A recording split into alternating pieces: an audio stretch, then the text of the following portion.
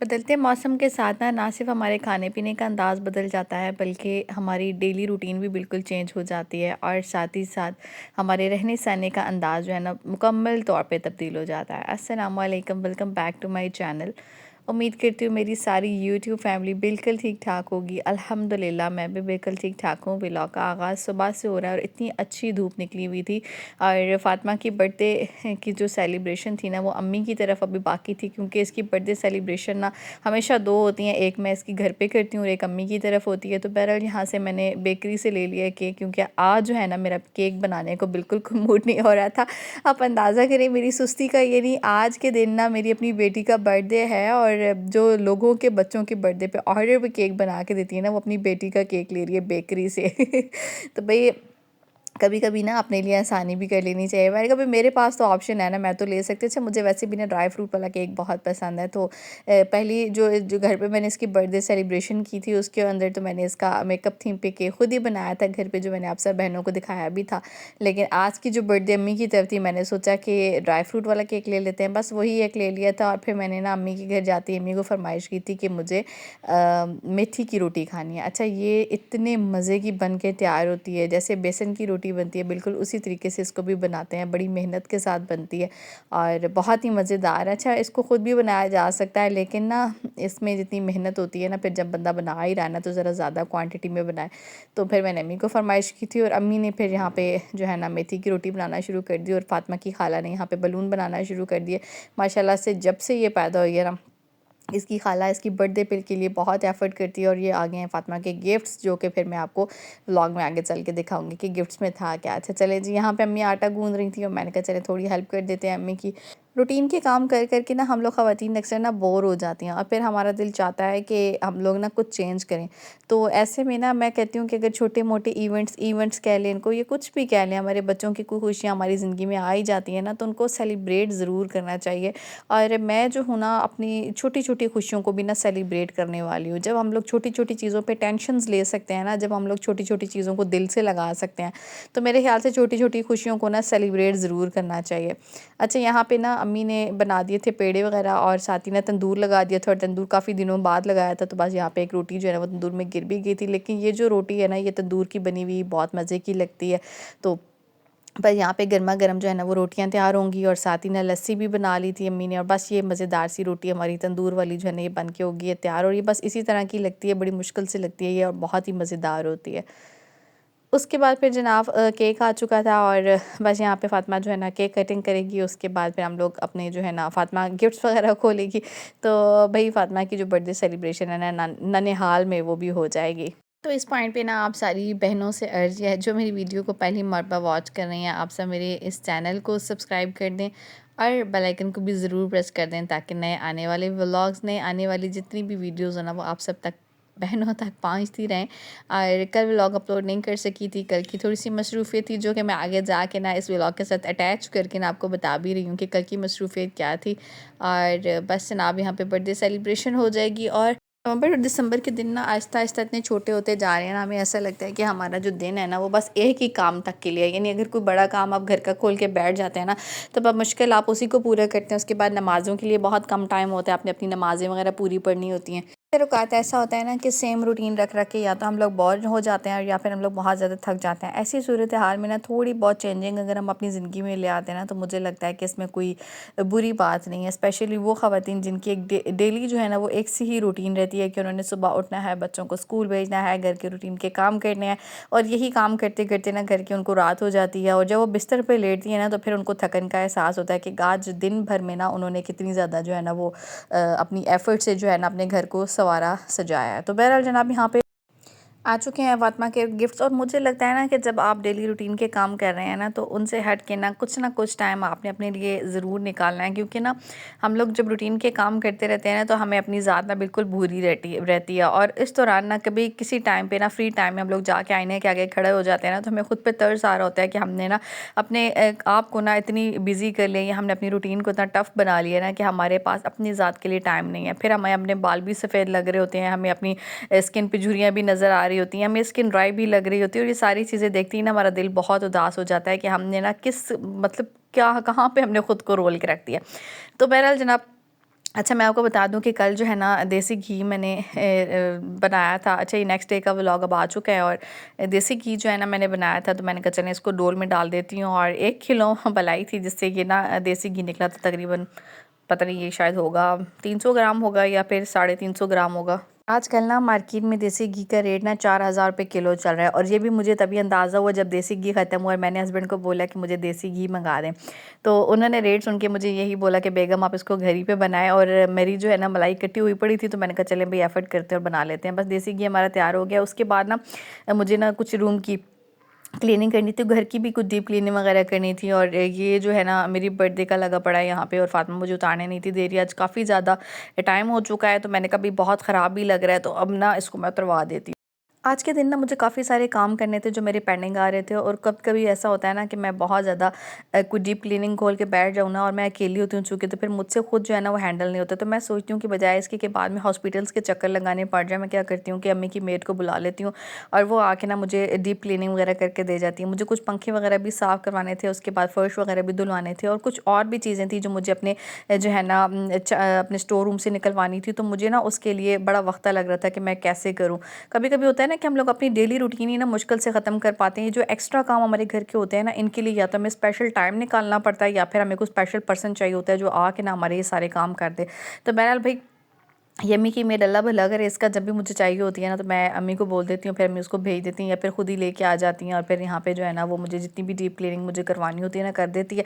और अगर एक दफ़ा की ना डीप क्लीनिंग मैं करवा लेती हूँ ना चंद पैसे दे के, तो यकीन जाने कि मेरा 1 हफ़्ता 10 दिन बिल्कुल सुकून से गुजर जाते हैं। स्पेशली डीप क्लीनिंग तो ऐसी चीज़ है ना कि आपको महीने में 1 दफ़ा या 2 महीने बाद 1 दफ़ा करनी ही पड़ती है। लेकिन इस डीप क्लीनिंग के बाद ना मेरा काफ़ी टाइम गुजर, और ये इतने अच्छे तरीके से मुझे सारी सफाई वगैरह करके दी जाती है। स्पेशली अब ये रूम मुझे साफ़ कराना था, क्योंकि मेरे जो सोफ़े हैं ना उन पे तो मैंने चादरें वगैरह दी हुई है, लेकिन नीचे का फ़र्श काफ़ी गंदा हो रहा था। मैंने कहा चलें यहाँ पे इससे झाड़ू वगैरह भी लगवा लेती हूँ, पोछा वगैरह भी लगवा लेती हूँ, और एक दफ़ा ना डस्टिंग वगैरह भी करवा लेती हूँ, क्योंकि इस रूम में ना आना बहुत कम होता है। वो बहनें जो मेरे व्लॉग काफ़ी टाइम से देख रही हैं ना, उनको तो पता होगा कि ये रूम मेरा बहुत कम यूज़ होता है। तो इस वजह से मैंने जो है ना इसके अंदर क्लीनिंग वगैरह थोड़ी बहुत करवानी थी। मैंने कहा चले वो भी मुझे कर दो। फिर सारा झाड़ू वगैरह लगवा के ना सारी मिट्टी वगैरह बाहर निकलवाई मैंने। उसके बाद मैंने इसको बोला था कि मुझे बैठ के ना नीचे और जो भारी होती है उससे बहुत अच्छे से फ़र्श भी धो के दो, और सारा जो है ना अच्छे से साफ़ करके दो। सीढ़ी वगैरह मंगा ली थी, इसको रख के ना ऊपर का जो स्टोर रूम है ना, उससे मैंने कुछ चीज़ें वगैरह भी उतरवानी थी, जो कि मेरे अकेले की बस की बात नहीं थी। भाई मैं ऊपर चढ़ जाऊँ, फिर नीचे से कोई पकड़ने वाला ना हो ना, तो वो भी एक टेंशन होती है। तो बहरहाल फिर मैंने यहाँ पे उससे वो भी करवा लिया। उसके बाद फिर मैंने पोछा वगैरह उसको बोला, मैंने कहा अच्छे से मुझे पोछा वगैरह लगा के दे दो। कभी कभी ना आपकी मेंटल और फिजिकल हेल्थ के लिए ना अगर आप चंद पैसे दे के ना बाहर से काम करवा लेते हैं, तो यकीन जानें कि ये ना बड़ा इंपॉर्टेंट है। और स्पेशली मुझे बहुत सुकून आता है, स्पेशली तब जब मैं ना 4 पैसे दे के ना काम तो करवा लेती हूँ, लेकिन यह है कि मेरा काफ़ी टाइम ना उसके बाद बड़ा सुकून से गुजर जाता है। तो ज़रूरी नहीं होता है कि आपने भी ना एक वो गधों वाली रूटीन रखनी है और अपने काम को खुद ही मैनेज करने। कभी कभी ना अगर काम बहुत टफ हो जाए और आपको लगे कि आप अकेले मैनेज नहीं कर सकते हैं, तो किसी की हेल्प लेने में मेरे ख्याल से कोई बुराई नहीं है। ये भी डिपेंड करता है बहनों आपकी सिचुएशन पे। कुछ बहनों की सिचुएशन डिफरेंट होगी, वो नहीं जो है ना बुला सकती होंगी मेड को। कुछ जॉइंट फैमिली में होंगी जहाँ पे अलाउ नहीं होता होगा। तो ये सारी सिचुएशंस पे ही डिपेंड करता है। बहरहाल मैं अपनी रूटीन आपके साथ शेयर कर रही हूँ। बहरहाल मैंने उसको बोला था, मैंने कहा चलें अच्छे तरीके से ना मुझे भारी लगा के ना तो नीचे से फ़र्श धो दो, क्योंकि पोछा वगैरह तो डेली बेसिस पे लगता ही रहता है ना। लेकिन चूँकि ना मेरा जो हॉल है ना इसके दरवाजे खुले होते हैं और बाहर ट्रैफिक बहुत ज़्यादा गुजरती है, और 1-2 दिन बाद भी ना मैं इसमें पोछा ना लगाऊँ या सफाई ना करूँ ना, तो मिट्टी बहुत ज़्यादा हो जाती है। बहरहाल यहाँ से मैंने बहुत अच्छे तरीके से ना इसको बोला था कि मुझे वॉश कर दो, और उसने यहाँ पे सारा जो है ना फ़र्श मुझे बहुत अच्छे तरीके से धो लिया। और मैंने ना सारी कुर्सियाँ जो है ना डाइनिंग टेबल की उनको कर दिया था रूम में, क्योंकि इनको अगर रख के करती भाई पानी से फर्नीचर को बचाना भी तो बहुत ज़्यादा ज़रूरी है। और इस चीज़ का ख्याल रखना ना हम घरेलू जो औरतें होती हैं ना, हम हाउस वाइफ्स, उन पे डिपेंड करता है कि आप किस तरीके से अपने घर में मौजूद चीज़ों की हिफाजत करते हैं। और मेड जिस तरह से काम करती है ना, वो तो आप सारी बहनें जानती ही हैं, लेकिन ये है कि आपने अपनी चीज़ों की हिफाजत खुद करनी होती है, उनसे काम खुद लेना होता है, तो तभी आपको भी तसल्ली होती है कि हाँ जो काम हुआ है वो ठीक हुआ है, वरना वो तो अपने हिसाब से काम कर देती हैं। इम्पोर्टेंट ये होता है ना कि आप इनके सर पे खड़े होकर ना अपनी निगरानी में इनसे काम करवाएं, तो फिर ये काम भी ठीक से कर लेती हैं। बहरहाल यहाँ पे मैंने कहा पानी इकट्ठा हो जाएगा, पंखा मैंने ऑन कर लिया था, साथ ही जो है ना फर्श वगैरह भी सूख जाएगा, और चेयर्स वगैरह भी मैंने अब साथ ही जो है ना लगा देनी है फर्श। कई मरतबा ऐसा होता है ना कि सुबह से शाम तक एक भाग दौड़ के बाद ना हम ख़वातीन बहुत ज़्यादा थक जाती हैं। स्पेशली बात करूँ अगर मैं अपनी रूटीन की ना, तो मेरी रूटीन बहुत ज़्यादा टफ़ हो जाती है। यानी मुझे बेकिंग को भी मैनेज करना होता है, साथ साथ ही मुझे अपने घर को मैनेज करना होता है, यूट्यूब के लिए एडिटिंग भी करनी होती है, वीडियो भी शूट करनी होती है। तो अक्सर औक़ात ना मैं बहुत ज़्यादा थक जाती हूँ। आप डेली रूटीन पे मुझे जो है ना एक्टिव तो बहुत देखते हैं, लेकिन उस एक्टिवनेस के पीछे ना जो एक थकावट होती है ना, वो मुझे शाम में बता रही होती है। ऐसे में ना कभी फिर मैं अगर मेड से बुला के ना थोड़ा बहुत काम करवा लेती हूँ ना, स्पेशली ऐसे काम जो मेरे लिए मैनेज करना थोड़ा मुश्किल हो रहा होता है या पेंडिंग हो रहे होते हैं, या मैं सोचती हूँ कि फिर कर लूँगी, तो उससे ये होता है कि मेरे लिए ना बड़ी आसानी हो जाती है। सारे रुके हुए काम जो है ना वो एक दफ़ा मुकम्मल हो जाते हैं और फिर मेरा कुछ टाइम ना बड़े सुकून का गुजर जाता है। मैं आप सब बहनों से भी यही बोलना चाहूँगी कि कभी ऐसा हो ना कि आप बहुत ज़्यादा थकन महसूस कर रही हो, या अपनी रूटीन से फेड अप हो रही हो, या आपका दिल ना चाह रहा हो काम करने का, या बहुत सारे काम ऐसे हों जो आप काफ़ी टाइम से डिले कर रही हो और आपको ना ही हिम्मत हो रही हो, ना ही आपका जो है ना दिल चाह रहा हो उन कामों को करने के लिए, तो कभी कभी ना ऐसे करिया करें कि आप जो है वो कुछ चंद पैसे बचा के ना किसी मेड को बुला के ना वही काम अगर आप उससे करवा लेंगे, तो यकीन जाने कि ना सिर्फ आपकी थकन ख़त्म होगी, आपको ज़हनी तौर पे भी सुकून महसूस होगा, और दूसरी बात ये है कि आपका मूड भी बहुत ज़्यादा बेहतर होगा। तो ये चीज़ें आप आज़मा के एक मरतबा देख लें। जैसे पैसे एक आने जानी चीज़ है ना, कि आज इस काम में नहीं तो कल कहीं तो और तो लग ही जाने हैं ना। अगर आप यहाँ पे नहीं लगाएंगे तो फिर आपको सेहत पे लगाने पड़ जाएंगे। तो ये सारी चीज़ें ना बड़ी इंपॉर्टेंट है कि आप जो है ना अपनी सेहत का भी साथ ख्याल रखें। अगर आपको लगे कि भैया पॉसिबल नहीं है, यहाँ पे मेरी बस हो चुकी है, तो चंद पैसे लगा के ना तो ये काम जो है ना आप अपने मेड से करवा लिया करें। अच्छा, उसके बाद फिर मैं आ गई थी रूम में, और इस रूम की भी क्लीनिंग वगैरह हो चुकी थी। तो मैंने यहाँ पे लास्ट टाइम जो है ना कालीन सा बिछाया था। मेरी बहन का कमेंट भी आया था कि आपने कहाँ से लिया था और कितने में लिया। तो ये मैंने ना एक पठान की शॉप से लिया था, काफ़ी टाइम यानी अपनी शादी से पहले लिया था, और मेरे ख्याल से शायद 2500 की रेंज में शायद मैंने लिया था। अच्छा, ये मुझे इतना ज़्यादा पसंद है ना कि उसके काफ़ी टाइम बाद भी मैं उसी से मतलब पता करने गई थी, लेने गई थी, लेकिन वहाँ पे वो शॉप जो है ना बंद हो चुकी थी। यानी ये चीज़ मुझे फिर दोबारा मिली ही नहीं, और ये इतना लाइट वेट है, यानी मैं इसको उठा के वॉशिंग मशीन में भी धो लेती हूँ, या फिर वॉशिंग मशीन में मुझे अगर ना धोना हो तो मैं इसको टब में गीला करके रख देती हूँ और फिर भी वॉश कर लेती हूँ। अच्छा, मैं आपको यहाँ पे बता दूँ कि मैं कमरे में बिछा के आ रही हूँ। अच्छा, ये जो है ना फ़ोम है बेसिकली, जो मस्जिदों में जो है नमाज़ों के नीचे बिछाया जाता है। इससे ये होता है ना कि आपको जो है ना ठंड भी कम लगती है, और ये थोड़ा सॉफ्ट भी होता है। तो मुझे इसके ऊपर चूँकि कालीन बिछाना होता है, और कालीन जो है ना वो बहुत ज़्यादा मोटा नहीं है, तो बस सर्दियों में ना मैं इसको नीचे बिछा देती हूँ। इससे क्या होता है कि कालीन जो है ना वो थोड़ा मोटा हो जाता है, और एक तो आप नमाज़ भी बआसानी इसके ऊपर अदा कर सकते हैं। सेकेंडली जो है आप जो है अगर सर्दियों में बैठना चाहें तो बड़े सुकून से बैठ सकते हैं। इसके नीचे आपको एक्स्ट्रा कोई तुलाई या इस तरह के कोई उसको क्या बोलते हैं, गद्दा वगैरह या कुछ भी बिछाने की ज़रूरत नहीं पड़ती है ना। तो ये मैंने जो है सर्दियों में मैं इसे निकालती हूँ इसे अपने कालीन के नीचे बिछाने के लिए।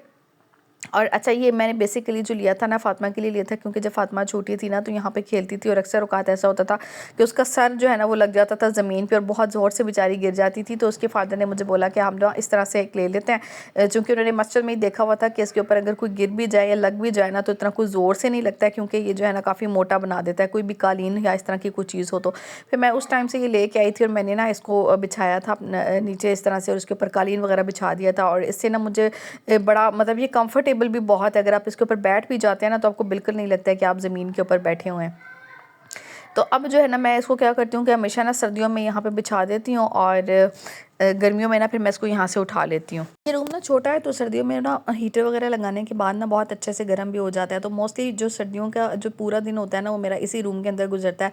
चाहे तो नीचे बैठ के नमाज़ वगैरह भी मैं यहीं पे अदा कर लेती हूँ अक्सर औक़ात। तो ये है कि ये ना मतलब मुझे बड़ा कंफर्टेबल इस लिहाज से रूम लगता है कि सर्दियों के लिए भी बहुत अच्छा है, यानी गर्म बहुत अच्छे तरीके से जल्दी हो जाता है, और गर्मियों में भी बहुत अच्छा है।